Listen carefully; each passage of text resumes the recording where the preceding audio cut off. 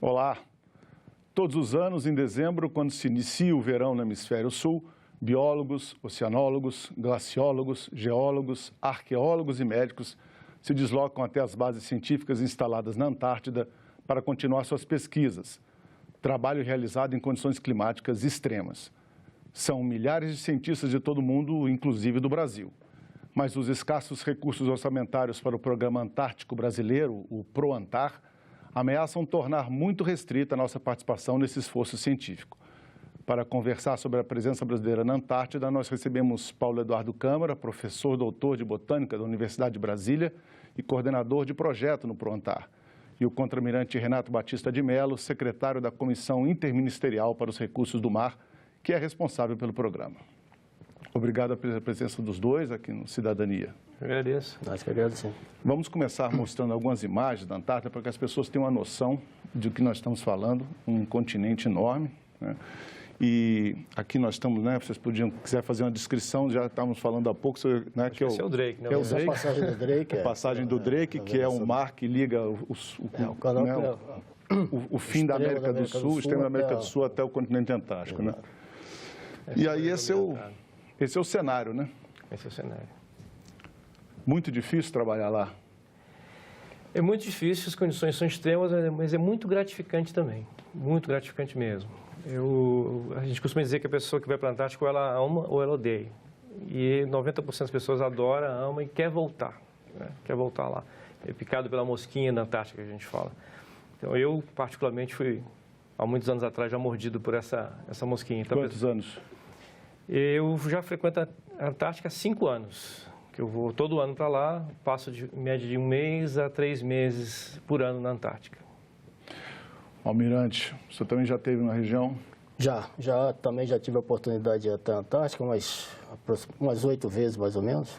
Só que normalmente as minhas idas não têm uma permanência tão grande quanto a do professor, porque ele vai efetivamente para desenvolver pesquisa, efetuar o trabalho de campo, né? E eu não, as minhas visitas normalmente são inspeções de rotina, umas visitas rápidas, então normalmente as minhas estadas lá no continente antártico são mais curtas.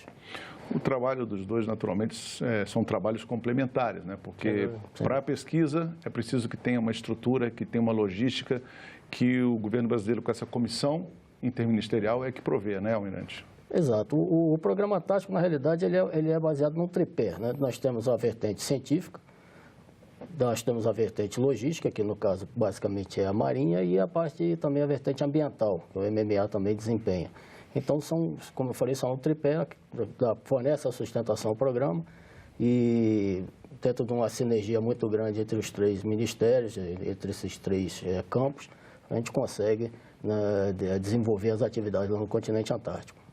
Falando em continente antártico, nós vamos mostrar umas artes aqui para os nossos espectadores que dão uma dimensão para as pessoas terem uma ideia do que nós estamos falando realmente, né?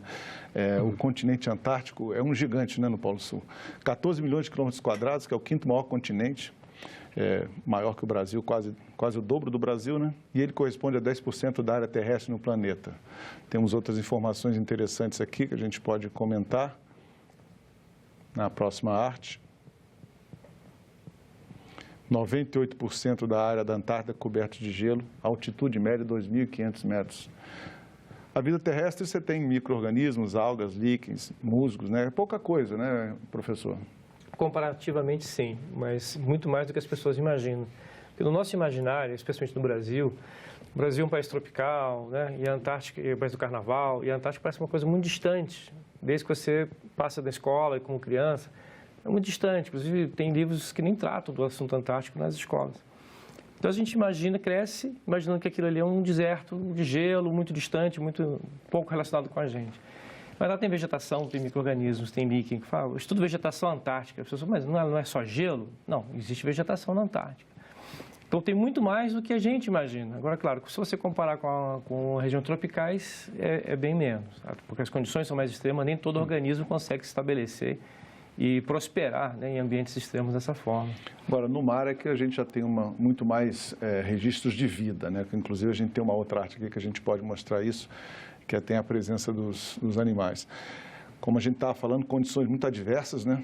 Tão seco quanto o Saara, ventos de 327 km por hora, é um pouco pesado, né? Para navegar é um pouco difícil, né? A média anual, temperaturas negativas, menos 25 a menos 45, mas já foi estabelecido um recorde de menos 89, parece que é numa base russa, né, que marcaram esse tempo aí. Quer dizer, como é que é para se chegar lá, Almirante, levar as pessoas, levar os pesquisadores, levar os militares brasileiros, os brasileiros que trabalham lá, como é a dificuldade de fazê-los chegar em segurança? Pois é, esses números aí a gente justifica o porquê que a Antártica é chamada continente dos superlativos, né? Porque tudo ali é mais, né? É mais seco, é mais ventoso, é mais árido, ele é mais frio, enfim, e tudo mais. E sem dúvida, a atividade de logística, evidentemente, ela é muito dificultada por essas condições. Evidentemente que nos facilita o fato de a gente só operar basicamente no verão antártico, que é o período basicamente compreendido entre os meses de outubro e março. São épocas em que a gente tem um pouco mais de facilidade de acesso. Então, normalmente nessa época, principalmente onde está localizada a Estação Antártica Comandante Ferraz, é quando a Baía está descongelada, então a gente tem acesso por navios da Marinha conseguem chegar até lá. É um mar tranquilo lá já dentro já? Sim, lá dentro sim. Lá, o pior trecho é esse que nós vimos logo no início do programa, que é a travessia do Drake, que realmente é uma navegação bem mais complicada. Lá na área da Antártica, principalmente ali na península, o tempo já é bem mais, em termos de condições de mar, já é bem mais tranquilo, né? Mas sem dúvida, é um grande desafio e normalmente esse transporte pessoal ele é feito seja pelos navios da Marinha e às vezes também pela aeronave da Força Aérea, que nos dá um apoio muito grande na condução do programa. O Brasil assinou o Tratado da Antártida em 1975, mas a sua primeira expedição parece que foi em 1982. Então, nós já temos 35, 36 anos de presença brasileira na Antártida, tanto do ponto de vista militar quanto do ponto de vista científico. Nós podemos dizer que os resultados têm sido bons até agora, professor? Sim, os resultados têm sido muito bons. Eu vejo a presença do Brasil, eu como cientista, mas também como cidadão, vejo a presença do Brasil de duas formas. A presença do Brasil, a presença da ciência no Brasil, mantendo o Brasil como membro consultivo do Tratado Antártico, que é bom que se lembre que o que rege a Antártica é um tratado internacional. E apenas 29 países têm direito ao voto nesse tratado, o Brasil é um deles. Significa ter voto em 10% do mundo. O Brasil pode decidir, com essas outras 28 nações, o destino de 10% do mundo, que inclui a maior reserva de água doce do mundo. A gente pensa muito na Amazônia, chuva. Bom, a água doce está na Antártica, a maior parte dela está na Antártica. Sem falar em possíveis reservas de gás natural, petróleo, tudo o que você encontra no Brasil, na África, porque esses continentes já foram todos unidos. A África, a Austrália, a Antártica, formando Gondwana, né? Um megacontinente. Então, se no Brasil tem petróleo, lá também vai ter, né? Se existe gás natural no Brasil, lá também vai ter. Diamante na África, lá também vai ter. Só que isso tudo é intocado, né? E o Brasil pode decidir os destinos disso. Então, eu me orgulho, quando vou fazer pesquisa, não só da pesquisa que eu estou fazendo, mas de estar prestando um serviço ao meu país de manter o Brasil como membro consultivo. Porque o que mantém o Brasil como membro consultivo, segundo o artigo 9 do tratado, é a fazer pesquisa. A pesquisa científica é um requisito para o país ser membro consultivo. E, claro, fico muito orgulhoso da minha pesquisa também, que acreditamos estar descobrindo coisas novas e ajudando para o progresso da ciência a nível mundial e do Brasil também. Agora vão ser 37 anos de presença do Brasil na Antártica ininterruptas, fazendo ciência sem parar. Em 1984 foi inaugurada a base, né, Comandante Ferraz, Almirante, e essa base durante quase 30 anos serviu muito bem ao Brasil nesse sentido. Tivemos aquele acidente, parece que em 2012, um incêndio lá, e agora nós estamos fazendo uma reconstrução de uma nova base. Ano que vem está pronta? Exato, nós estamos reconstruindo a estação, né, que foi destruída em 2012, ela está sendo reconstruída agora, quer dizer, um novo projeto, um projeto mais moderno, um projeto bem mais avançado. A estação é maior em termos não em termos de capacidade de habitação, mas em termos de capacidade de apoio de laboratórios para a área de pesquisa. Então, é uma estação bem moderna, está sendo um grande desafio, né, para a construção, porque há um certo ineditismo, né, nesse aspecto da obra lá, não temos essa expertise. Então, havia uma expectativa inicial que ela ficasse pronta ainda nesse verão, né, no verão que encerrou agora em março. Mas, por uma série de problemas, atrasos naturais de uma obra desse porte, só no próximo verão, então, a gente espera que a estação esteja completa. Como é que o senhor vê, do ponto de vista estratégico do Brasil, a presença na Antártida? Eu acho que nós temos 3 grandes motivos, né, como já foi apresentado. O primeiro, obviamente, é o geopolítico, né, que nos permite ao país ter um assento no Tratado da Antártica, decidir sobre o futuro do continente. Um continente que nos é muito importante, dada a proximidade do país, né? Nós estamos aqui do nosso lado, né? A Antártica faz parte do entorno estratégico brasileiro. Então, é fundamental que nós estejamos lá e possamos ter parte aí nas decisões do continente. O outro aspecto é o aspecto científico, sem dúvida, não só, principalmente vejo eu na parte do clima, né? O clima na Antártica nos afeta muito, né? Nós somos diretamente influenciados, tudo que acontece lá tem reflexo direto aqui no Brasil, isso principalmente para o agronegócio, para a parte de offshore, mercado. É muito importante que nós possamos estudar o clima, entender como ele nos afeta diretamente. E o outro lado é o aspecto militar, sem dúvida, né, que nos permite treinamento de operações a grande distância e em uma área que nós não temos no nosso país. Né, fazer um apoio logístico em áreas de gelo, etc., isso nós não temos no nosso território, então é interessante que nós possamos aprender um pouco lá na Antártica. Professor, o senhor citou o tratado, né, que existe, que regula a presença das nações na Antártida. Esse tratado define que esses recursos minerais que o senhor citou poderão eventualmente um dia ser explorados, ou a Antártida está livre desse tipo de exploração? Atualmente, a Antártica está livre por força do tratado, mas o tratado a moratória de exploração dos recursos minerais ela vai ser revista em 2048, daqui a exatamente 30 anos. As nações que forem membros consultivos do Tratado Antártico, daqui a 30 anos, vão se sentar e decidir. Vamos manter a moratória, vamos liberar a moratória, vamos explorar alguma coisa, não vamos. Haverão novas demandas territoriais, que tem países que reclamam territórios na Antártica. Não é o caso do Brasil. Mas o Chile, a Argentina reclamam territórios na Antártica. Esses reclames vão ser reconhecidos, não vão? Isso vai ser discutido daqui a 30 anos. Quer dizer, esses países que o senhor está citando, eles gostariam que partes da Antártida, que hoje é um território internacional, fossem incluídos no seu território próprio nacional? Exatamente.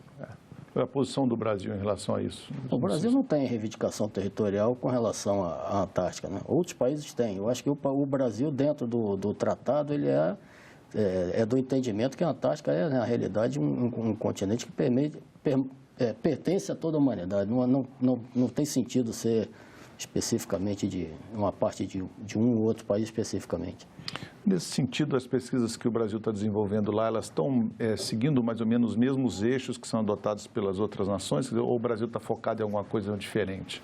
Eu acho que cada país tem um pouco a sua vocação, né, na pesquisa científica. O Brasil tem uma vocação, talvez mais, em pesquisas ambientais, a forma como eu vejo. Mas existe muita colaboração também. O fato de a Antártica ser um território internacional, a gente colabora com todas as nações. Esse ano, por exemplo, eu passei um período na Estação Espanhola, fui muito bem recebido lá, as pesquisas se desenvolveram, alunos meus já ficaram em estações argentinas, chilenas, polonesas, né? O fato de ser um território internacional promove isso. E, claro, promove essa interação entre os cientistas também. Vocês estão fazendo isso? Vamos fazer junto, vamos fazer junto. E surgem muitas possibilidades de colaboração, muitas. Nesses anos passados, por causa do incêndio na estação brasileira, vocês têm ficado, então, em outras estações de outras nações? Como é que é o trabalho do dia a dia lá? Bom, para o cientista tem algumas opções interessantes. Você pode ficar a bordo dos próprios navios da Marinha. Nós temos um navio da Marinha que é um dos melhores do mundo, que chama-se Almirante Maximiano. Possui 5 laboratórios a bordo, todas as condições para pesquisa. Então, podemos colocar as pessoas a bordo. No meu caso, a gente desce para a terra durante o dia, faz as pesquisas, retorna para o navio e trabalha no laboratório. E o navio permite essa mobilidade, eu posso ir para vários lugares. Em um mês, o navio pode cobrir ali toda aquela região que eu preciso ir. Essa é uma opção. Outra opção é acampar. Essa é uma opção um pouco mais puxada, né? Digamos assim. Mas funciona muito bem, porque você fica mais tempo no mesmo lugar, pode explorar aquela região com mais detalhe, né? Aí a logística é muito mais complexa, é barraca, é acampar mesmo, né? Você põe a barraca... E aí é enfrentar essas condições que a gente viu Isso, agora enfrentar aí, essas condições aí, exatamente. É bastante divertido. E a Marinha nos recebe muito bem porque eles cuidam da gente, né? Eles colocam lá a gente, depois vão buscar a gente. Tem aquele contato por rádio todo dia, então a gente tem aquela segurança sabendo que o pessoal da Marinha está ali para cuidar da gente. E outra opção são as bases de países amigos. Polônia, Argentina, Chile, Espanha, né? Os búlgaros. Você, olha, preciso botar um pessoal aqui para passar um mês na Estação Espanhola. Vamos lá. Esse ano eu fiquei um mês na Estação Espanhola, sem problema nenhum. Já existe, então, quase que uma população antártida, por assim dizer, habitada basicamente por... flutuante, né? Flutuante, mas militares e cientistas convivendo lá durante 4, 5 meses, às vezes até. De outubro, como o almirante falou, de outubro a março, a convivência é muito intensa. E cientistas chegando, cientistas saindo, o pessoal agora com a obra, né? O pessoal da reconstrução, o pessoal do IBAMA. Agora que saiu... O último cientista, acho que foi a Júlia que saiu de lá, está sentadinha ali. Agora ficou só o pessoal de Marinha. Eles vão passar o inverno lá. Enfrenta o inverno lá? A Marinha, na Estação Antártica, existe um grupo que a gente chama de Grupo Base. Né? O Grupo Base é um grupo composto por 15 militares e eles ficam efetivamente de um ano inteiro. Então, normalmente de outubro de um ano até outubro do ano seguinte. Quer dizer, ficam toda a fase de verão e... durante as 4 estações também. Do ano na Antártida. Pois é. Quem faz basicamente a manutenção da estação, né, durante o verão e o inverno também. É um grupo que é selecionado pela Marinha, composto apenas por militares, todos voluntários, evidentemente, passam por um processo de seleção muito rigoroso, de preparação também treinamento, sem dúvida. Enfim, é um grupo que tem uma dedicação praticamente integral durante um ano lá na Antártica. É natural que nessas condições tão adversas, né, com tanto frio, tanto vento, quer dizer, a rotina lá de trabalho deve ser muito pesada, né? Então, assim, as pessoas costumam desistir, as pessoas se assustam, falando, eu quero ir embora daqui, isso aqui é muito isolado, como é que é? E tem casos, sim. Eu acho que a Antártica não é para qualquer um, por isso existe o treinamento. A gente faz uma semana de treinamento junto com o pessoal da Marinha. Claro, o treinamento deles dura muito mais tempo, quase um ano, né, Almirante? Se não me engano. O nosso treinamento é uma semana. Naquela uma semana, o pesquisador, o aluno de doutorado, o aluno de mestrado que vai para a Antártica é submetido àquele mesmo treinamento que o militar está passando. E a gente começa a perceber que esse aqui não vai dar conta. Se não está dando conta aqui, né, que o treinamento é feito no Rio de Janeiro, na Ilha da Marambaia, as condições climáticas extremamente favoráveis. Se ele não está dando conta aqui na Marambaia, ele não vai dar conta lá, né? Acontece sim, algumas pessoas não se adaptam. Vão, às vezes, com uma visão muito romântica, vou ver pinguim, tem a história dos desbravadores, do Shackleton, do Amundsen, mas quando chega lá é diferente. A gente está lá para trabalhar e o trabalho é puxado e quem dita as condições é o clima. Então você preparou, vamos fazer esse plano. Não deu. No dia que o tempo está ruim, não dá para sair. Não dá para sair. Não faz nada. Faz nada. E aí você tem que se adaptar ao fato que você vai ter que esperar o momento para fazer o seu experimento. Às vezes você está num acampamento, o tempo virou, você não pode sair da sua barraca. Fica 3, 4 dias dentro da barraca sem poder sair. Mesmo para voltar, né, Almirante? Às vezes tem a previsão de retorno numa determinada data e as condições climáticas não permitem e o navio tem que ficar esperando, né? Exatamente. Nada lá pode ser feito, né, com uma certeza, né? Na realidade, é tudo em cima de uma expectativa. Essa parte de navegação, principalmente hoje em dia, as previsões estão ficando cada vez melhores e, né, mais confiáveis, mas é sempre uma incógnita, né? A gente faz todo um planejamento, uma operação dessa Antártica, ela é planejada nos mínimos detalhes, já quase que um ano de antecedência, Mas, evidentemente, que sempre a gente deixa sempre uma margem muito grande para essas alterações que são normais. Eu diria que o incomum lá é a coisa acontecer dentro do que foi programado. Normalmente, ela não acontece conforme foi programado. O extraordinário, então, é o comum lá. Exatamente, é por aí. O pesquisador tem que estar ciente disso, especialmente os coordenadores de projeto, como eu, assim, de que, olha, não vai dar para fazer aquele experimento. Não adianta você espernear, chorar, não vai acontecer daquela forma, né? Então, você tem que lidar com o clima, tem que lidar com as condições adversas, tem que lidar também com as frustrações. Às vezes, vai ter uma tese, tem que ter aquele dado. Às vezes, você não vai conseguir. Falando em frustrações, a gente corre o risco de ter frustrações do trabalho científico do Brasil na Antártida com esses cortes de recursos. A gente vê muito noticiário de alguns cientistas reivindicando maiores recursos, porque parece que vai faltar dinheiro para pagar bolsista, para pagar doutor, que é um negócio muito caro. Como é que está essa situação do ponto de vista, primeiro, do cientista, depois eu vou conversar com o Almirante sobre isso também. Duas grandes vertentes, né? A pesquisa e a logística. Acho que as duas estão precisando de mais atenção, mais carinho. Eu posso falar mais pela parte científica, certamente o Almirante pode falar mais da parte logística. O último edital que nós tivemos, porque o que banca a pesquisa científica na Antártica são editais do Ministério da Ciência e Tecnologia, através especialmente do CNPq. O último edital que houve foi em 2013. Os editais são de 3 anos. Então, esperávamos um outro edital em 2016, que não aconteceu. Em 2017 também não aconteceu.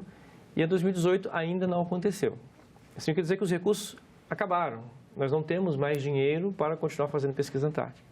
Isso pode significar, caso esse quadro se confirme, que pela primeira vez em 37 anos, a pesquisa científica vai parar. Mesmo quando a estação pegou fogo, com perda de vidas humanas, a pesquisa não parou. Agora ela pode parar, não porque queimamos uma estação, perdemos vidas humanas, mas por falta de recurso, por falta de investimento. Isso significa também o escape de cérebros. Nós temos pessoas que trabalham na Antártica há 5, 6 anos, fizeram mestrado, doutorado, e não tem uma perspectiva de continuidade. Bolsistas vão ter que ser dispensados a partir de julho, bolsistas de pós-doutorado. São pessoas que vão para outras áreas, vão para fora do Brasil, ou vão trabalhar no comércio, não sei o que eles vão fazer. Mas é uma perda, porque foi um investimento que o governo fez para formar aquela pessoa. Essa pessoa hoje é um cientista polar e não vai poder atuar. Então, isso é muito grave. Nós não sabemos ainda, nesse ponto, se vamos ter condições de mandar cientistas para a próxima Operação Antártica. O que seria a primeira vez em 37 anos. O que depõe muito contra o Brasil. Até porque vamos inaugurar uma estação com vários laboratórios. Quase, acho que 17 laboratórios. 17 laboratórios. Mas, e cadê o cientista para ocupar o laboratório, né? 17 laboratórios, 64 pessoas, 4.500 metros quadrados. Cozinha, refeitório, biblioteca, oficinas, posto médico, ginásio, sala de vídeo, depósito de mantimentos. É um investimento enorme na construção de realmente de uma estação que vai oferecer todas as condições para os cientistas. Como a comissão está vendo como a comissão está atuando, inclusive, para tentar garantir recursos, Almirante? Nós temos uma série de iniciativas que visam justamente atrair a atenção da sociedade, principalmente como um todo, para esse problema, né? Como o professor Paulo falou, realmente é um investimento muito grande, é uma integração muito grande que a gente tem, uma dedicação muito grande, enfim, e isso custa caro. Operar na Antártica, né, nessas condições e tal, isso realmente não é... A gente não pode tratar isso como uma aventura. Isso, na realidade, é uma responsabilidade muito grande quando uma equipe vai para lá, enfim, todo o apoio que é oferecido aquilo tem que ser feito e tem que ser feito de uma forma muito responsável. Custa caro, óbvio, a gente sabe que hoje, né, atualmente, o país está passando por um momento difícil e essas variações, já, ao longo desses 35 anos de programa, sem dúvida aconteceram. Houve épocas em que estávamos bem, o país passou por vários ciclos e esse é mais um deles. Eu acho que é uma fase muito crítica, mas a gente tem buscado, junto até o próprio Congresso Nacional, junto à Frente Parlamentar de Apoio ao Programa Antártico, tem nos ajudado bastante, diversos parlamentares, aí, através até de emendas individuais, têm buscado